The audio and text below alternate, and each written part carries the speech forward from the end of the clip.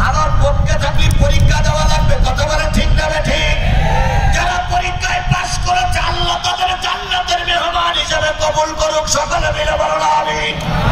আজকে আর একজন নগণ্য গোলাম কোরআন শরীফ দিয়ে আপনাদের শপথ করিতেছি যে আমি 4টি আসন, আমার সাতক্ষীরা 4টি আসন আমি কোরআনের জন্য উপহার দেব ইনশাআল্লাহ। আমরা 4টি আসন সাতক্ষীরার থেকে কোরআনের জন্য উপহার দেব, ইসলামী আন্দোলনের জন্য উপহার দেব। আমি আপনাদের কাছে একটা দাবি করতে চাই, কতক্ষণ চলবে শপথ দিতে হবে, এই আসনটা কোরআনের সৈনিকের জন্য উপহার দেওয়া লাগবে। বাংলাদেশের 300 আসনের 299টা আসনের দাবি আমি আপনার কাছে করব না। তারা গোটা দেশে কথা বলে ও দায়িত্ব আমাদের, আপনাদের নয়। আপনারা যারা আজকে ওয়াজ শুনতে এসেছেন, নারী পুরুষ ছোট বড় যুবক যুবতী সকলকেই শপথ দিতে হবে, এই আসনটা কোরআনের সৈনিকের উপহার দেব। যত রক্ত ঝরুক, যত বাধা আসুক, এই আসন কোন বাতিলের কাছে আমরা ছেড়ে দেব না। কারা কারা রাজি আছেন? 2 হাত উঁচু করে আল্লাহর ডাকা। মাহফিল চলাকালীন সময় হঠাৎ কালবৈশাখী ঝড়ের একটা আবহাওয়া, যেগুলো দেখতেছেন বাঁশটা সব ভেঙে গেছে একদম। 40 মিনিট ওয়াজ না করতেই বৃষ্টি আসবে মনে হয়। কালবৈশাখী নাটোরবাসী ভালো আছেন তো আপনারা? এখন তো সবাই ভালো আছে। এখন তার আর কোনো বক্তাকে মঞ্চে অপমান করে নামাই দেওয়া হয় না, পুলিশ এসে বক্তার মাইক কেড়ে নেয় না, নেতারা বক্তার উপরে আক্রমণ করে না। তাহলে এখন সবাই ভালো আছে না? আলহামদুলিল্লাহ, সুম্মা আলহামদুলিল্লাহ, সুম্মা আলহামদুলিল্লাহ। নাহমাদুহু ওয়া নাস্তাঈনুহু ওয়া নাস্তাগফিরুহু ওয়া নাউযু বিল্লাহি মিন শুরুরি আনফুসিনা ওয়া মিন সাইয়্যাতি আ'মালিনা। মান ইয়াহদিহিল্লাহু ফালা মুদিল্লা লাহু ওয়া মান ইউদ্লিলহু ফালা হাদিয়া লাহু। ونشهد أن لا إله إلا الله وحده لا شريك له الذي أرسله بالحق بشيرا ونذيرا وداعيا إلى الله بإذنه وسراجا منيرا. فقد قال الله تعالى في كلامه المجيد وفرقانه الحميد.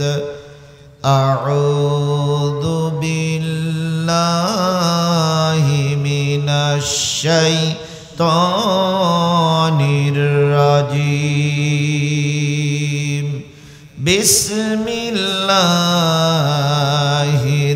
الرحمن الرحيم.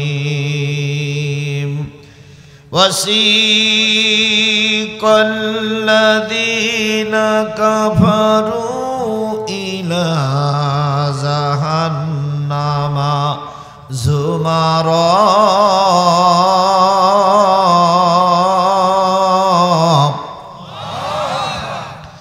حتى إذا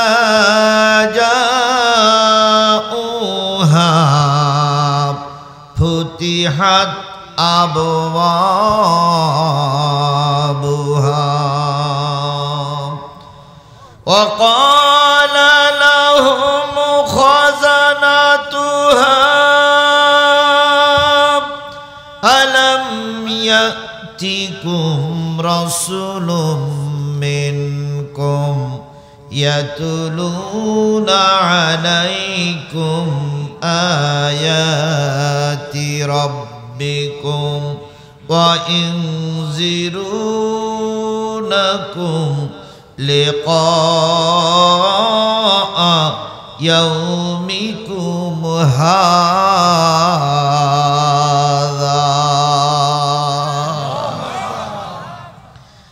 قالوا بلى ولكن حقت كلمة العذاب على الكافرين صدق الله المولانا العظيم قال النبي صلى الله عليه وسلم يكون في آخر الزمان أمراء ظلمة وزراء فسقة فقهاء كذبة قدعاء خوانة فمن أدراك منكم ذلك الزمان جبيا ولا عارفا وشرطيا أو كما قال رسول الله صلى الله عليه وسلم নাটোর জেলার নাটোর সদরের গোয়ালদিঘি হাটখোলা মাঠে অনুষ্ঠিত হচ্ছে গোয়ালদিঘি যুব সমাজের উদ্যোগে নবম বার্ষিকী একদিনব্যাপী তাফসিরুল কোরআন মাহফিল। তারিখ হচ্ছে 14 এপ্রিল 2025, পয়লা বৈশাখ 1432 বাংলা, রস সোমবার। আজকের এই মাহফিলের শ্রদ্ধাভাজন স্বনামধন্য সম্মানিত সভাপতি আলহাজ মোহাম্মদ আদম আলী প্রামাণিক, সহসভাপতি গোয়ালদিঘি বাইতুল আমান কেন্দ্রীয় জামে মসজিদ। আজকের এই মাহফিলের সম্মানিত প্রধান অতিথি বীরাত্র ইসলামী আন্দোলন বাংলাদেশ জামাত ইসলামী, বাংলাদেশ জামাত ইসলামীর নাটোর জেলার সুযোগ্য সুদক্ষ সম্মানিত জেলা আমির জনাব অধ্যাপক ডক্টর মীর নুরুল ইসলাম। আজকের মাহফিলের বিশেষ অতিথি অধ্যাপক মোহাম্মদ ইউনুস আলী, নায়েবে আমির বাংলাদেশ জামাত ইসলামী নাটোর জেলা শাখা, এবং আগামীতে আপনাদের এলাকার সম্মানিত নমিনি। আল্লাহ পাক তার ইজ্জত এবং দুই নেতার ইজ্জত বাড়িয়ে দিক। তাদের দ্বারা নাটোরকে যেন আমরা আধুনিক একটা ইসলামী নাটোর জেলা দেখতে পাই, এমন একটা পরিবেশ আল্লাহ পাক কবুল করুক। সকলে মিলে বলুন আমিন। আজকের এই মাহফিলের অন্যান্য দাওয়াতি অতিথিবৃন্দ আলোচনা করে ধন্য করলেন বিশিষ্ট ইসলামী চিন্তাবিদ, বাগ্মী বক্তা, গোটা বাংলাদেশের পরিচিত মুখ, আপনাদের প্রিয় ভাই, আমারও প্রিয় ভাই, আপনাদের প্রিয় সাথী, নাটোরের কৃতি সন্তান, বিশিষ্ট আলেমে দ্বীন, বিশিষ্ট ইসলামী চিন্তাবিদ হযরত মাওলানা রুহুল আমিন জিহাদি, সাধারণ সম্পাদক মাজলিসুল মুফাসসিরিন পরিষদ রাজশাহী বিভাগ। আলোচনা করেছেন আব্দুল করিম নিজামী, হোসাইন আহমদ, মাহবুব আহমদ, ইমরান হোসেন সহ গর্বিত মায়ের গর্বিত সন্তান শ্রদ্ধেয় ওলামায়ে হযরত, বিভিন্ন রাজনৈতিক দলের নেতৃবৃন্দ, উপস্থিত প্রিয় নাটোরবাসী, সম্মানিত মা ও বোনেরা, সকলকে নিয়ে আবারও সালাম বিনিময় করছি। আশা করছি সালামের জবাবটা সবাই মিলে জোরে সোরে দিবেন। আসসালামু আলাইকুম ওয়া রাহমাতুল্লাহি ওয়া বারাকাতুহু। আল্লাহ পাকের দরবারে লক্ষ কোটি শুকরিয়া, যিনি আপনাকে আমাকে এই কোরআনের আলোচনা করার মতন একটা সুন্দর পরিবেশ তৈরি করে দিয়েছেন। এখান থেকে 1 বছর আগে এই নাটোর জেলায় আমি আজিজুল ইসলাম জিহাদি, আমাকে নিষিদ্ধ করে রাখা হয়েছিল, আমাকে নাটোরে ঢুকতে দিত না। আমার নাম শুনলেই প্রশাসন বেঁকে বসতো যে অন্যান্য বক্তারা ঢুকুক, জিহাদি যেন না ঢোকে। আল্লাহু আকবার! কি অন্যায় করেছিলাম আমরা, কি দোষ করেছিলাম আমরা। আমরা তো চেয়েছিলাম এই সমাজে কোরআন প্রতিষ্ঠিত হোক, আমরা চেয়েছিলাম শেখ হাসিনা টিকে থাক, তবে সেটা বৈধভাবে। কথা বলেন ঠিক না বেঠিক? আমরা কি দেশ থেকে তার চলে যাক এটা চেয়েছিলাম? আমরা চেয়েছিলাম যে উনিও ভোট করুক, আমাদেরও ভোট করার সুযোগ দেখ। কিন্তু উনি যে একা একা খেয়েছে, আর কাউকে খেতে দেই নাই। কথা বলেন ঠিক না বেঠিক? এই জন্য সবাই দেশে আছে, উনি কেবল পালাইছে। শুধু উনি পালাইনি, ওনার দলের কর্মীরাও পালাইছে। তাহলে এই পরিবেশটা, এই যে সুন্দর পরিবেশটা কে তৈরি করে দিলেন? তাহলে যে আল্লাহ দয়া করে মায়া করে এই সুন্দর পরিবেশ তৈরি করে দিয়েছেন, সেই আল্লাহর শুকরিয়াটা আসতে না জোরে? কারোর জবান বন্ধ থাকবে না, সকলে মিলে বলছি আলহামদুলিল্লাহ। আল্লাহ বলতেছেন, কুল লাউ কানাল বাহরু মিদাদান লিকালিমাতি রাব্বি লানাফিদাল বাহরু ক্বাবলা আন তানফাদা কালিমাতু রাব্বি ওয়ালাউ জিইনা বিমিসলিহি মাদাদা।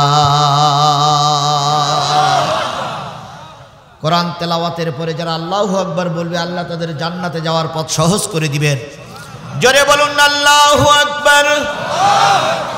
আল্লাহ বলে, বান্দা শোনো, ও নবী তুমি বলে দাও, এই পৃথিবীতে যত সাগর উপসাগর নদ নদী আছে, পৃথিবীতে যত খাল বিল আছে, পৃথিবীতে যত পানির উৎস আছে, সব পানিগুলো যদি কালি হয়ে যায়, পৃথিবীতে যত গাছ দাঁড়িয়ে আছে সব গাছগুলো যদি কলম হয়, পৃথিবীতে যত সমান্তরাল জমি আছে সব জমিগুলো যদি সাদা কাগজ হয়, দাঁড়ানো গাছ নামক কলম দিয়ে, সাগরের পানি নামক কালি দিয়ে, সমান্তরাল জমি নামক কাগজের উপরে তোমার রবের কথা লিখতে যদি শুরু করো, লিখতে লিখতে কখন জানি কাগজগুলো ফুরায়ে যাবে, কলম শেষ হয়ে যাবে, সাগরের পানিও নিঃশেষ হয়ে যাবে।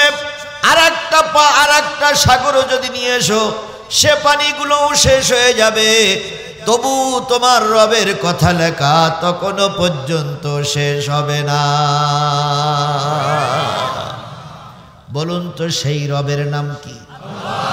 সেই রবের শুকরিয়া করতে যে যদি কোনো ব্যক্তি কৃপণতা করে, আল্লাহ পাক তার বিপদে ফেলতে পারে না? পারে না? তাহলে কারোর জবান বন্ধ থাকবে না, সকলে মিলে বলছি আলহামদুলিল্লাহ। কার শুকরিয়া আদায় করলাম? খুশি হলো কে? আর আলহামদুলিল্লাহ এই শব্দটা মেনে নিতে পারে না, গ্রহণ করতে পারে না, সহ্য করতে পারে না, তিনি কে? শয়তান। কে এই মজলিসে আছে? আছে? আজকে থাকার কথা না, কারণ আজকে শুধু 7 জন বক্তা। তাহলে 7 জন বক্তা ওয়াজ করার সময় প্রতিটা বক্তা আউযুবিল্লাহ পড়িনি? শয়তান তারাইনে দোয়া কি? আউযুবিল্লাহি মিনাশ শাইতানির 7 বক্তায় আউযুবিল্লাহ পড়িছে, তারপরে কি শয়তান এখানে আছে? আছে? আছে? আচ্ছা বলুন তো, মসজিদে কি শয়তান থাকে? থাকে? যদি নাই থাকে তো জুতো চুরি করে কারা? আপনাদের এদিকে মসজিদ জুতো চুরি হয়? তাহলে মসজিদেও শয়তান থাকে, এখানেও শয়তান আছে।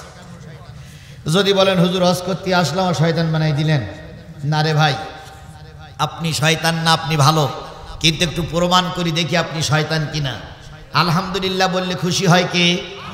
আর আলহামদুলিল্লাহ মেনে নেয় না কে? এবার আলহামদুলিল্লাহ বলার সময় সামনে ডাইনে বামে তাকাবেন, পিছনে তাকানোর দরকার নেই।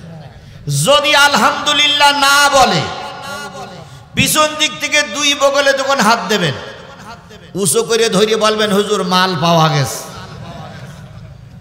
বলা যাবে? তাহলে এবার ডাইনে বামে সামনে তাকিয়ে সবাই মিলে বলছি আলহামদুলিল্লাহ। আরেকটু জোরে বলুন তো আলহামদুলিল্লাহ। সর্বকালের সর্বশ্রেষ্ঠ মহামানব যিনি এসেছিলেন এই পৃথিবীতে মানুষের কল্যাণের জন্য। কিসের জন্য? পৃথিবীতে নবী বাদে, নবীরা ছাড়া, আল্লাহর গোলামেরা ছাড়া পৃথিবীতে যত নেতা কর্মী তৈরি হয়েছে সকলের উদ্দেশ্য ছিল মানুষের কল্যাণ, আর আমার নবীর উদ্দেশ্য ছিল মানুষের কল্যাণ। এই পৃথিবীতে এখন সবচেয়ে বড় নেতাকে, পৃথিবীর সবচেয়ে বড় নেতাকে ডোনাল্ড ট্রাম্প। এই লোকটা সব সময় জানোয়ারের মতন মুখটুক, এর কোন সময় হাসটি কেউ দেখেছে বলে মনে হয় না। কথা বলেন ঠিক না বে ঠিক? হনুমানের চেহারা দেখলে তো মানুষের একটু তৃপ্তি লাগে, এর চেহারা দেখলি সে তৃপ্তিও লাগে না।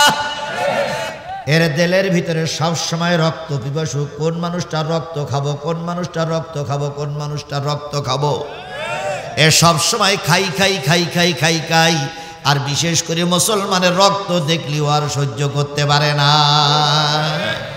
এই ডোনাল্ড ট্রাম্প এর টার্গেট হলো দেশে দেশে যুদ্ধ বাঁধাইয়ে দেওয়া। যুদ্ধ বাঁধাইলে ওর লাভ কি? এই কথা বলেন না কেন? যুদ্ধ বাঁধাইলে ওর লাভ কি? অস্ত্র বেচাকেনা করতে পারবে, তাই এদেশের শাল ওদেশে, ওদেশের শাল এদেশে লাগিয়ে দেয়। আজকে মাত্র 1 কোটি না 1 কোটির কম ইহুদি, খোদার কসম ইসরায়েলের কোন ক্ষমতা ছিল না মুসলমানদের রক্ত চুষে খাওয়া। শুধুমাত্র আমেরিকা যদি সাহায্য না করত, ইসরায়েল ফিলিস্তিনের উপর আক্রমণ করতে পারত না। তাহলে ইসরায়েল ফিলিস্তিনের উপর আক্রমণ করতেছে, মূলে দায়ী হলো আমেরিকা। মূলে দায়ী কে? আর আমাদের মতন কিছু মুসলিম দেশের নেতারাও দায়ী। সৌদি আরব থেকে ইসরায়েল তেল পায়, কাতার থেকে ইসরায়েল তেল পায়, কুয়েত থেকে ইসরায়েল তেল পায়।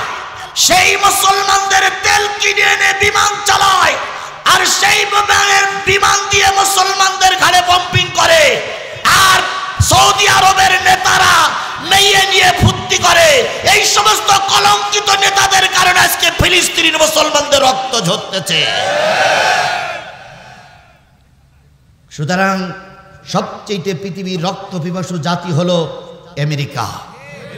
ইসরায়েল তার টার্গেট হলো দেশে দেশে কি বাধাই দেওয়া? যুদ্ধ বাধাই দেওয়া।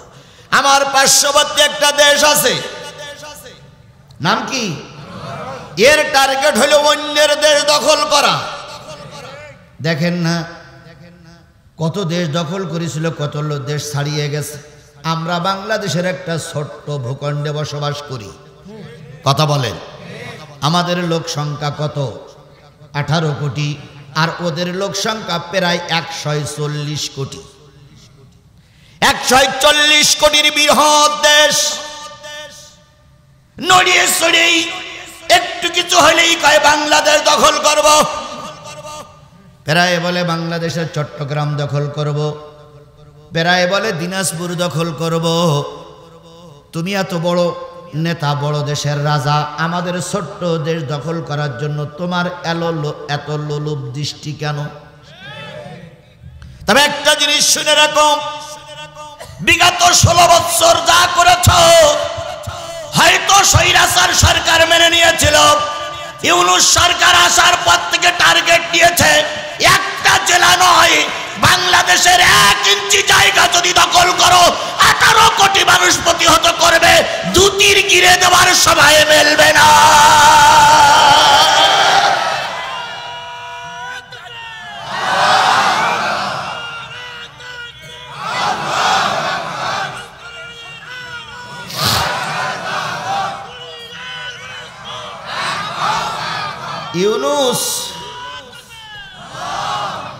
ইউনূস যদি একটা সুদখোর মানুষ, কিন্তু কিন্তু ইউনুস আসার পর থেকে মুদির ধুতি সকালবেলা একবার, দুপুরবেলা একবার পাল্টাইনে লাগে। গত সেদিন আগে মুদির সঙ্গে একটা বৈঠক হয়ে গেছে ইউনুস সাহেবের, দেখছেন আপনারা? সেখানে ইউনুস সাহেব বলেছে শেখ হাসিনার ফেরত দেন, ফারাক্কার পানি ঠিক মতন বন্টন করবেন, সীমান্ত হত্যা বন্ধ করুন, আপনি 1 টাকার বাণিজ্য করলে আমি 1 টাকার বাণিজ্য করবো, অতিরিক্ত কোনো বাণিজ্য হবে না। মোদির বাচ্চা কই এত সাহস আপনি পান কই?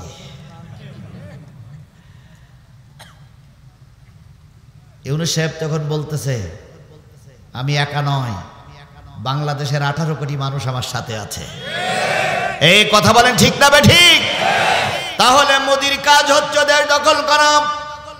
পক্ষান্তরে আমার নবীর কথা একটু আসি। আমার নবী যখন পৃথিবীতে এসেছিলেন তখন রাত না দিন, কথা বলেন রাত না দিন, তখন রাতও নয় দিনও নয়, তখনও পর্যন্ত সূর্য উদয় হয়নি, তখনও পর্যন্ত রাত শেষ হয়ে যায়নি। আল্লাহর নবী যেই কামরায় এসেছিলেন, আমেনা বর্ণনা করেছেন, আমি এত গরিব পরিবারের থেকে নবীকে দুনিয়ার মুখ দেখাইছি। যেই ঘরে শুয়ে থাকতাম ওই ঘরে রাতের অন্ধকারে চাঁদ আর তারার খেলা করতে দেখতাম। তার মানে যেই ঘরে শুয়ে চাঁদ আর তারার খেলা করতে দেখা যায় সেই ঘরে কি নাই? চাল নাই, ছাদ নাই।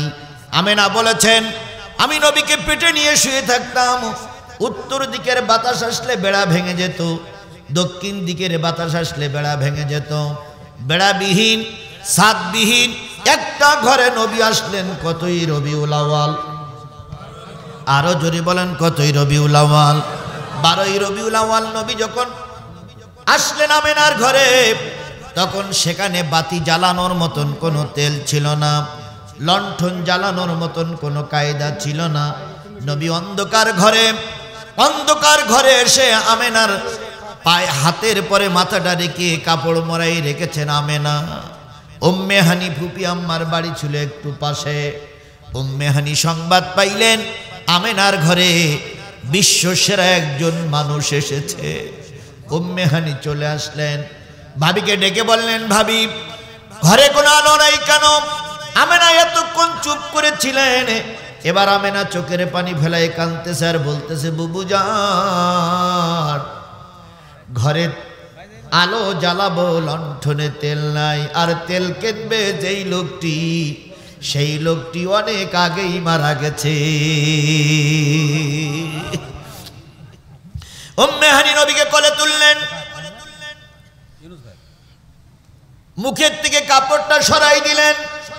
হাদিস শরীফ আসছে মুখের থেকে কাপড়টা সরাই দেওয়ার পর নবীজির চেহারায় যে আলো হয়েছে, ওই আলোয় অন্ধকার ঘরটা আলোকময় হয়ে গেছে। কিছুক্ষণ পর উম্মে হানি নবীজির মুখের দিকে তাকালেন, তাকাই দেখে রসুলের 2টা ঠোঁট বিড় বিড় বিড় বিড় বিড় বিড় করে নড়তেছে। উম্মে হানি বললেন ভাতিজা কয়েক ঘন্টা আগে দুনিয়া এসেছো, মুখ নাড়াই নাড়াই তুমি কি বলো? ছোট মানুষের কথা কেউ বুঝতে পারছিলেন না। নবী যখন একটু বড় হয়ে গেলেন, উম্মে হানি জিজ্ঞেস করেছিলেন ভাতিজা জন্মের পরে তুমি কি বলে কথা বলেছিলে?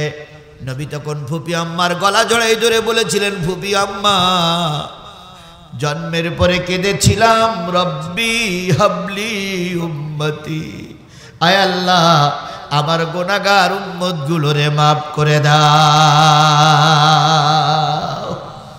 যে উম্মতের জন্য নবী জন্মের সময় কাঁদলেন, মৃত্যুর সময় কাঁদলেন, এখনো কবরে শুয়ে শুয়ে কাঁদতেছেন, কিয়ামতের দিন কাঁদবেন। আমরা কি সেই নবীর উম্মত? কথা বলেন আমরা কি সেই নবীর উম্মত? তাহলে সেই নবীর উপরে নাজিল হয়েছিল কি? আজকে এখানে কিসের মাহফিল? তাহলে নবীর উপরে নাজিলকৃত কোরআনের মাহফিল হচ্ছে, আর আপনি নবীর উম্মত রাস্তায় ঘুরে বেড়াচ্ছেন, সাদা কাগজে লিখে রাখেন কিয়ামতের দিন নবীর উম্মত বলে পরিচয় দেওয়া যাবে না। এই জন্য যারা দাঁড়িয়ে আছেন, দূরে আছেন, নবীর উপরে নাজিল করা কোরআনের আলোচনা হচ্ছে, আশা করি কেউ কোরআনের মাহফিল থেকে দূরে সরে যাবেন না। তাহলে রসুলের তরিকায় আজকের এই মাহফিলে বসেছি, এই জন্য রসুলের নামে দুরূদ আর সালাম কারোর জবান বন্ধ থাকবে না। সকলে মিলে বলছি সাল্লাল্লাহু আলাইহি ওয়াসাল্লাম। বন্ধুগণ, আমরা এখানে সবাই কি শোনার জন্য এসেছি? নিয়ত সহি করে নেন, কি শোনার জন্য এসেছি? আরেকটু জোরে বলেন। কোরআনের মতন নির্ভেজাল কিতাব আর পৃথিবীতে কিছু আছে? আরো জোরে বলেন আছে। দুনিয়ার সব জিনিসই কম বেশি ভেজাল আছে, কিন্তু কোরআনের ভিতরে কোনো ভেজাল বলুন তো হাদিসি ভেজাল আছে না নাই? হ্যাঁ, হাদিসি ভেজাল আছে, আছে, অবশ্যই আছে। তা যদি না থাকবে তাহলে সহি হাদিস আবার জাল হাদিস কেন? হাদিসে যদি ভেজাল না থাকবে তাহলে সহি হাদিস গরিব হাদিস কেন? তাহলে নিশ্চয়ই হাদিসের ভিতরে কিছু ভেজাল হাদিস ঢুকেছে। বলুন তো হুজুরদের ভিতরে ভেজাল হুজুর আছে না নাই? আরো জোরে বলেন আছে না নাই? বিশ্বাস করো নাটোরের মানুষ, যদি আলেমদের ভিতরে ভেজাল আলেম না থাকতো আল্লামা সাঈদীর 13 বছরে জেল খাটা লাগতো না। আলেমদের ভিতরে যদি ভেজাল আলেম না থাকতো অনেক আগে আমার দেশ কোরআনের দেশ হয়ে যেত। আলেমদের ভিতরে ভেজাল আলেম যদি না থাকতো মতিউর রহমান নিজামীরে ফাঁসির কাস্টে ঝুলানো লাগতো না।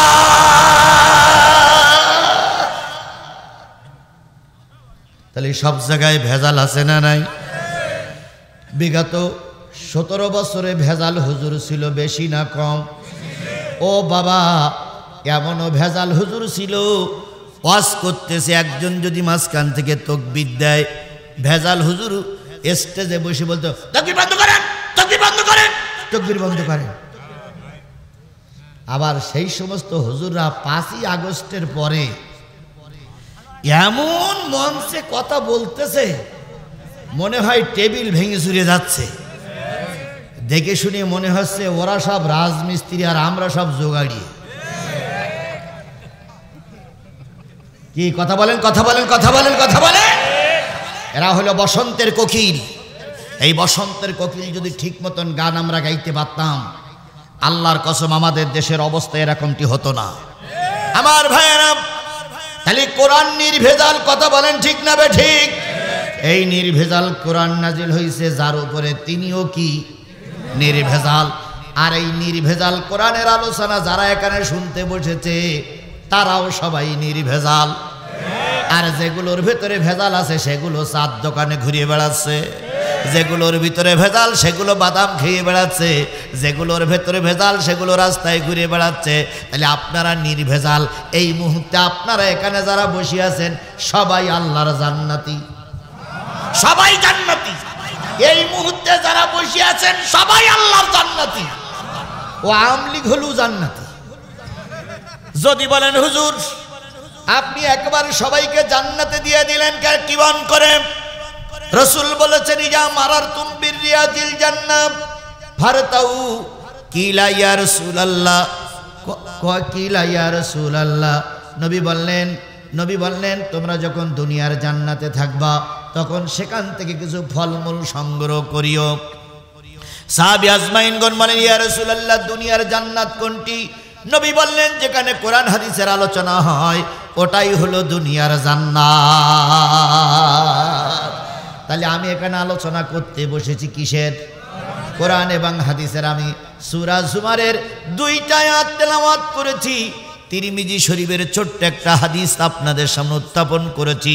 তাহলে কোরআন আর হাদিস দিয়ে আলোচনা হচ্ছে, আপনারা চুপচাপ বসে বসে শুনতেছেন। এই জন্য আমি আপনাদের ব্যাপারে সার্টিফাই লিখে দিতে পারি আপনারা আল্লাহর জান্নাতি। তবে যারা দূরে আছেন তারা শোনেন, এই দুনিয়ার জান্নাত যাদের কপালে নাই পরকালের জান্নাত তাদের কপালে জুটবে না। তাহলে আজকের এই জান্নাত পাওয়ার পরে জান্নাতে বেশিক্ষণ থাকবেন না কম থাকবেন? সাদা কাগজে লিখে রাখো মুসলমান, এই দুনিয়ার জান্নাত যাদের সহ্য হবে না পরকালের জান্নাত তাদের কপালে জুটবে না। এই জন্য এই দুনিয়ার জান্নাত কোরআন হাদিসের মাহফিলে আপনাকে আমাকে থাকার জন্য আহ্বান করছে কোরআন। কোরআনের ডাকে কি সাড়া দিবেন? আল্লাহর কোরআন বলছে আল কোরআন ও শাফে আম, আল্লাহর রসুল বলতেছেন আল কোরআন ও শাফে আম মুসাফফা ওমা হিল্লু মুসাদ্দিকান মান জালাহু আমামাহু কাদ্দাহু ইলাল জান্নাহ ওমান জালাহু খালফাহু সাকাতাহু ইলান নার। এই কোরআন এমন একটা কিতাব, কিয়ামতের দিন কারোর পক্ষে সুপারিশ করবে, কারোর বিরুদ্ধে আল্লাহর কাছে নালিশ করবে। সাহাবীগণ বলেন ইয়া রাসূলুল্লাহ, কাদের পক্ষে কোরআন সুপারিশ করবে? নবী বললেন এই কোরআনকে যারা ইমাম বানাবে, সামনে রাখবে, কিয়ামতের দিনে এই কোরআন তাদেরকে সুপারিশ করে আল্লাহর জান্নাতে নিয়ে যাবে। আর এই কোরআনকে যারা পিছনে রাখবে, কিয়ামতের দিনে এই কোরআন তাদেরকে ধাক্কা দিয়ে জাহান্নামে নিক্ষেপ করবে। এই যে একজন মুরব্বী আর ওই একজন ভাই মোবাইল করতে করতে চলে যাচ্ছে, বলুন তো ওনাদের পিছনে পড়েছে কি? ভালো করে বলেন, ওনাদের পিছনে পড়েছে কি? তাহলে আল্লাহ বললেন, আল্লাহ রসুল বললেন, কোরআন যারা সামনে রাখবে কোরআন তাদেরকে টেনে টেনে কোথায় নিয়ে যাবে, আর এই কোরআনকে যারা পিছনে রাখবে কোরআন তাদের ধাক্কা দিয়ে কোথায় নিক্ষেপ করবে। তাহলে কোরআনের কথায়, রসুলের কথা, হাদিসের কথা সত্য না মিথ্যা? তিনজন লোক চলে গেলেন, যাওয়ার পথে হাদিসটা শুনে যান, কোরআন কিন্তু ভিডিও করে রেখেছে। কিয়ামতের দিনে হাজার হাজার মানুষের ভিতর থেকে কোরআন ভিডিও করে দেখাবে আল্লাহ, এই তিনজন লোক কোরআনের মাহফিল থেকে উঠে গিয়েছিল। কোরআন ভিডিও করো, কারা কারা যাচ্ছে? কোরআন কিন্তু ভিডিও করতেছে। জিহাদির জবান বন্ধ করে দেওয়া যেতে পারে, কিন্তু কোরআনের কথা কিন্তু কোরআনের জবান কিন্তু বন্ধ করা। স্টেজ থেকে যারা চলে যাবে তাদেরকে কি কোরআন ভিডিও করতে পারবে? আপনাদেরকে কি ভিডিও করতে পারবে? তাহলে আমরা কোরআনের ভিডিওর ভিতরে থাকবো, যতক্ষণ মোনাজাত না হয় ততক্ষণ পর্যন্ত ময়দান ছেড়ে যাব না। ইনশাল্লাহ বলেন, ইনশাল্লাহ বলেন, ইনশাল্লাহ বলেন। অনেকগুলো তথ্য আপনাদের সামনে তুলে ধরার নিয়ত করে এখানে এসেছি। আল্লাহ আপনাকে আমাকে শেষ পর্যন্ত কবুল করুক। তাহলে আমি আপনাদের সামনে তেলাওয়াত করেছি সূরাতুজ জুমার। কয়টা আয়াত? 2টা আয়াত। এই 2টা আয়াতের মূল বক্তব্য হলো দোজখে যাবে কারা, জাহান্নামে যাবে কারা। যদি বলি বাংলাদেশ আওয়ামী লীগের নেতাকর্মীরা যাবে জাহান্নামে, কথাটা বলা কি ঠিক হবে? জোরে বলেন ঠিক হবে? আরো জোরে বলেন কি ঠিক হবে? তাহলে বাংলাদেশ আওয়ামী লীগের নেতাকর্মীদের জাহান্নামে দেওয়া যাবে না। কারণ হলো, এর আগে যতবার শুনেছি ততবার এই নেতারা বলেছে ওনাদের নেত্রী 5 ওয়াক্ত নামাজি। বারবার বলতেন ওনাদের নেত্রী তাহাজ্জুদ গুজারি, ওনাদের নেত্রী সকালবেলা উঠেই কি খোঁজে? যায় নামাজ খোঁজে। কোরআন তেলাওয়াত না করে কোনো কাজে কামে বাহির হয় না। তাহলে যেই ব্যক্তি 5 ওয়াক্ত নামাজ পড়ে, 30-40 রাকাত তাহাজ্জুদ নামাজ পড়ে, যেই ব্যক্তি ফজরের নামাজ পড়ে কোরআন তেলাওয়াত করে কাজ শুরু করে, আমরা তারে তো দোজখে দিতে পারি না। আমরা বিশ্বাস করতাম উনি ভালো লোক, কিন্তু মাঝে মাঝে সন্দেহ লাগতো। সারা জীবন তাহাজ্জুদ পড়েছি 8 রাকাত 12 রাকাত, আর উনি পড়তেন 40 রাকাত। এই জায়গায় একটু সন্দেহ লাগতো না ভাই? কথায় বলে অতি ভালো, ভালো না। এই আমার বাতাস দিলে কিন্তু গলা বেশি যাবে, সেটা আসলো সব শেষ। অতি ভালো, ভালো না। তারপরে কি করব? নাটোরে বসে নেতারা যখন বক্তৃতা করত, আমরা চুপচাপ বসে শুনতাম। প্রতিবাদ করলে হুজুরির কাল্লা থাকবে না। তারপরে বলতো আমাদের নেত্রী নামাজি, আমাদের নেত্রী কোরআন শরীফ তেলাওয়াত করে, আমরাও তাই মেনে নিতাম। কিন্তু আল্লাহ যেদিন 5ই আগস্টে পালিয়ে গেল, ছেলেরা সব খুঁজলো সেই কোরআন শরীফ আর যায় নামাজ কোথায়। কিন্তু যেয়ে দেখা গেল সব পাওয়া গেল, কোরআন শরীফ আর যায় নামাজ খুঁজে পাওয়া গেল না। ওখানে রাজাহাঁস পাওয়া গিয়েছিল, ওখানে ঘোড়া পাওয়া গিয়েছিল, ওখানে গরু পাওয়া গিয়েছিল, ওখানে কসুর মুখী পাওয়া গিয়েছিল, ওখানে বিভিন্ন যন্ত্রপাতি পাওয়া গেছিল, কিন্তু দুটো জিনিস পাওয়া গেল না, কোরআন আর হলো জায়নামাজ। এইবার ছেলেরা খুঁজদি আর একটা জিনিস ওনার অফিসে পেয়েছিলেন, ওনার বাসায় পেয়েছিলেন, সেটার নাম আমি বলতে পারবো না।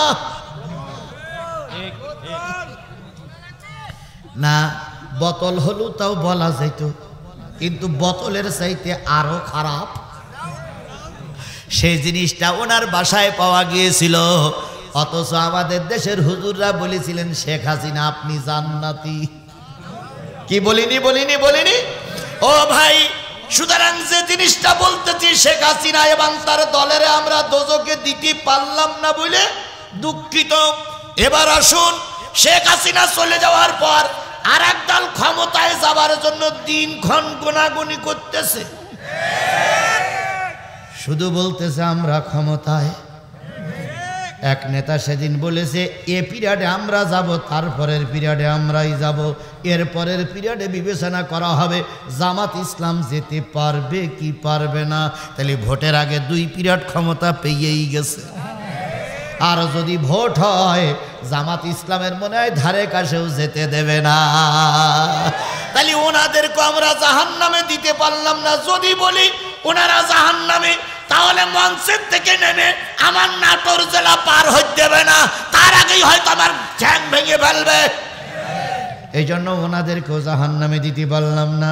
এবার বাংলাদেশের আর একটা পার্টি আছে, জাতীয় বেঈমান পার্টি,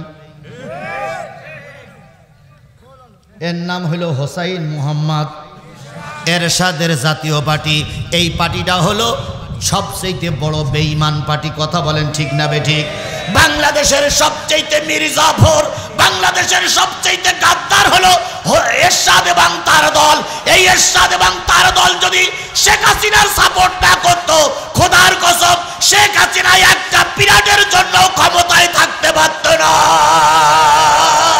এই জন্য শেখ হাসিনার ক্ষমতায় রাখার জন্য এরশাদ এবং তার দালালেরাই দায়ী।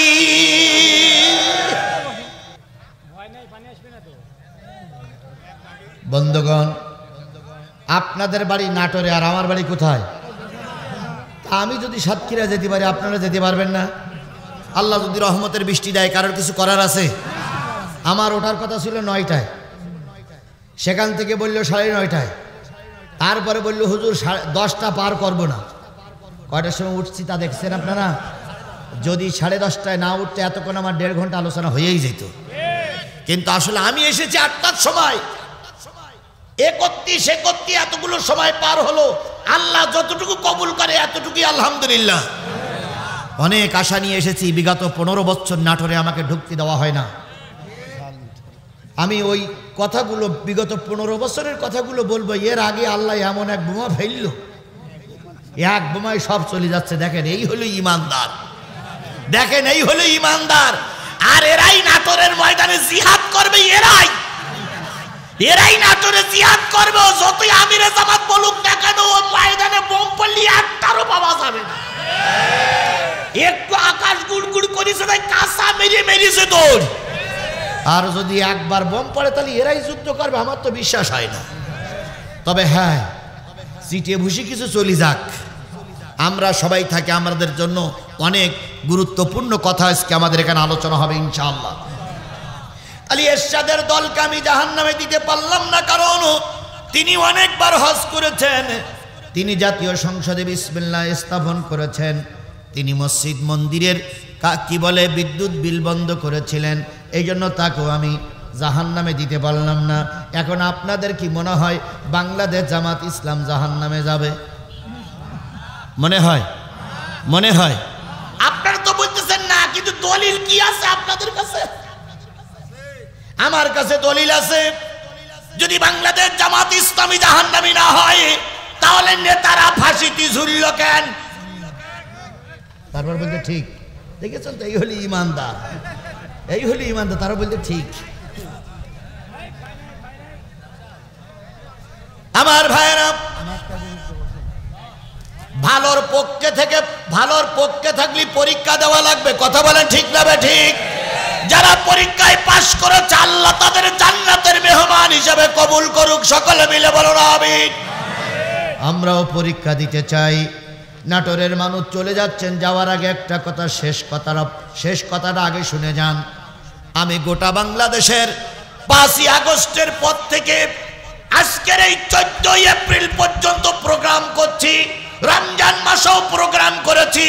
সব জেলায়, বাংলাদেশের 64টা জেলায় প্রোগ্রাম করে আমার যা মেসেজ এসেছে, আমার যা আইডিয়া এসেছে, যদি সব কিছু ঠিক থাকে আগামী সংসদ হবে কোরআনের সংসদ।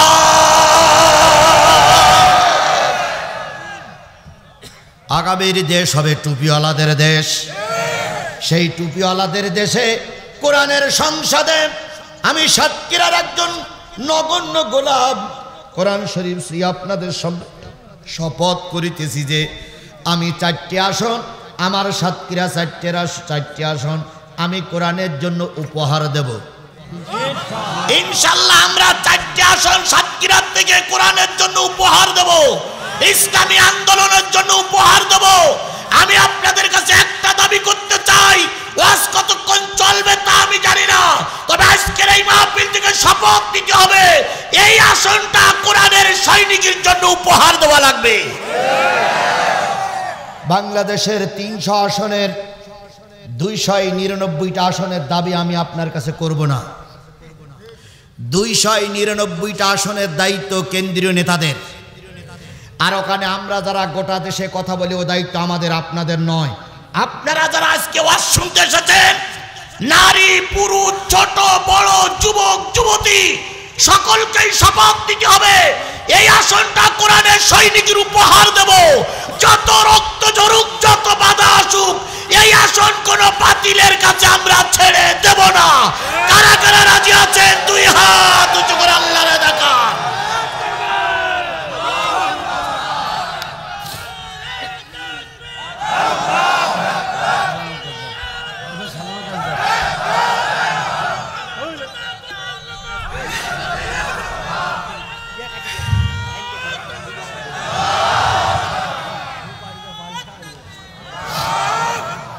আমার ভাইরা, তালি জামাত ইসলামকেও আমি জাহান্নামে দেব বলতে পারলাম না, কারণ হলো সব জামাত ইসলামের নেতা কর্মীরা এখানে পরিপূর্ণ হয়ে বসে আছে, আমাকে তারা ছেড়ে দেবে না।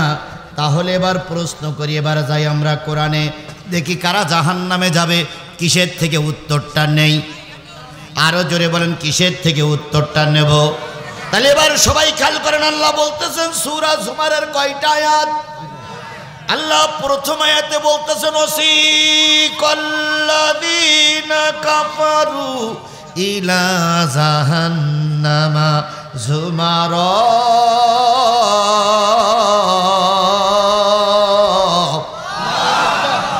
সেদিনের কথা মনে করো, খুবই গুরুত্বপূর্ণ কথা ভাই, খুবই গুরুত্বপূর্ণ কথা। এই সময় এই কথাগুলো আপনার শোনা দরকার।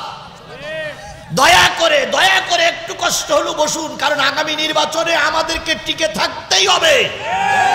যদি এই নির্বাচনে আমরা টিকতে না পারি, শুনে নাও মুসলমান, সামান্য বৃষ্টির কারণে ভয় দিকে চলে যাচ্ছ, যদি এই নির্বাচনে আমার এবং আমার দল আমরা যদি টিকতে না পারি, আরো 100 বছর আমাদের বাড়ি খাওয়া লাগবে।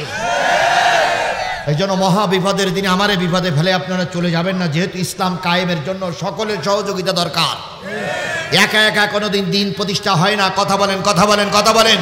এই জন্য এই আলোচনাগুলো এই এলাকার মানুষের শোনা খুবই জরুরি। তারপর আপনারা চলে যাচ্ছেন, ভাই বৃষ্টি আসতে আমিও থাকবো না, দয়া করে দাঁড়ানো লোকগুলো বসেন তো, বসেন বসেন ভাই, খুবই জরুরি কথা, খুবই জরুরি কথা। একবার ঢুকলে আর বেরোবেন না, একটু দয়া করে বসুন। জিনিসটা বোঝাচ্ছে, বৃষ্টি পড়তেছে কি? তাহলে দেখেন, আল্লাহ ক্লিয়ার করে দিতে পারে। আল্লাহর কাছে বলি, আল্লাহ বৃষ্টি দাও, আমাদের দুঃখ নাই, কারণ তোমার রহমতের পানি আমরা বাধা দেব না, তুমি যেটা করো ওটাই আলহামদুলিল্লাহ। কিন্তু সামান্য একটু সুযোগ যদি তুমি আমাদের দাও, তাহলে কোরআনের কথাগুলো আমরা একটু বলে শেষ করতে পারবো। এই জন্য আল্লাহর কাছে বলি, আল্লাহ সামান্য একটু সুযোগ আমাদের দাও। আমাদের প্রয়োজনীয় কথাগুলো বলা হয়ে গেলে, আল্লাহ তুমি বৃষ্টি দিও, আমরা সবাই চলে যাব, কোনো ব্যথা নেব না। অল্প কিছুক্ষণ সময় আল্লাহর কাছে প্রার্থনা করছি, আল্লাহ যেন মঞ্জুর করে, আল্লাহ যেন কবুল করে। সকলে মিলে বলুন আমিন। বসেন বসেন। এক আল্লাহ বলতেছেন ওয়াসিকাল্লাযীনা কাফারু ইলা জাহান্নামা যুমারা, সেদিনের কথা মনে করো যেদিন একদল মানুষকে আল্লাহ পাক জাহান্নামের দিকে, একদল জাহান্নামীদেরকে আল্লাহ পাক জাহান্নামের দিকে নিয়ে যাবে। কেউ বলেছে তাড়িয়ে নিয়ে যাবে, কেউ বলেছে বেঁধে নিয়ে যাবে, কেউ বলেছে পিটাইতে পিটাইতে নিয়ে যাবে, কেউ বলেছে ধাক্কাইতে ধাক্কাইতে নিয়ে যাবে। কোন দিকে? আরো জোরে বলেন কোন দিকে? জাহান্নামের দিকে নিয়ে যাবে। হাত্তা ইযা জাউহা ফুতিহাত আবওয়াবুহা, এমনকি জাহান্নামের দরজা পর্যন্ত এই জাহান্নামী লোকগুলো যখন চলে যাবে দরজাগুলো এমনি এমনি খুলে যাবে। জাহান্নামের সামনে যেয়ে দাঁড়াইছে একদল কারা? জাহান্নামীরা। সেই দলে আমলিগ থাকতে পারে, বিএনপি থাকতে পারে, জাতীয় পার্টি থাকতে পারে, জামাত ইসলাম থাকতে পারে, সেই দলে পীর বুজুর্গ থাকতে পারে। কারা থাকবে পরবর্তীতে আসতেছি। জাহান্নামের সামনে একজন লোক দাঁড়ালো, জাহান্নামের দরজা কি হলো? এই কথা বলেন, জাহান্নামের দরজা খুলে গেল। কি হলো? ফুতিহাত আবওয়াবুহা, দরজাগুলো খুলে গেল।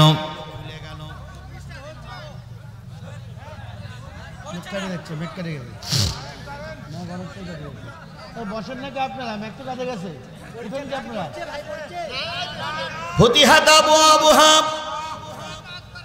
দরজাগুলো খুলে গেল। ওয়াকালা লাহুম খাজানাতুহা, দরজা যখনই খুলে গেল তখন দরজার ভিতর থেকে একদল ফেরেশতা বাহির হয়ে আসলো। যারা জাহান্নামী ফেরেশতা ওরা বাহির হয়ে আসলো। বাহির হয়ে এসে দেখতেছে একদল লোক জাহান্নামের সামনে দাঁড়িয়ে আছে। কোটি কোটি মানুষ, আদম আলাইহিস সালাম থেকে শুরু করে মুহাম্মদ সাল্লাল্লাহু আলাইহি সাল্লামের উম্মত পর্যন্ত কোটি কোটি মানুষ জাহান্নামের সামনে দাঁড়িয়ে আছে। ওয়াকালা লাহুম খাজানাতুহা, দ্বাররক্ষক ফেরেশতারা বাইরের লোকগুলোরে দেখে বলবে, আলাম ইয়াতিকুম রাসূলুম মিনকুম, তোমরা জাহান্নামে আসলে কেন? তোমাদের সামনে কি কোনো রসুল যায়নি? কারা জিজ্ঞেস করবে? ফেরেশতারা, জাহান্নামী ফেরেশতারা। আচ্ছা বলুন তো ভাই, এই যে একটা পর্দা দেখা যাচ্ছে তাই না, এই পর্দার ওই পাশে কেউ আছে কিনা আমরা জানি।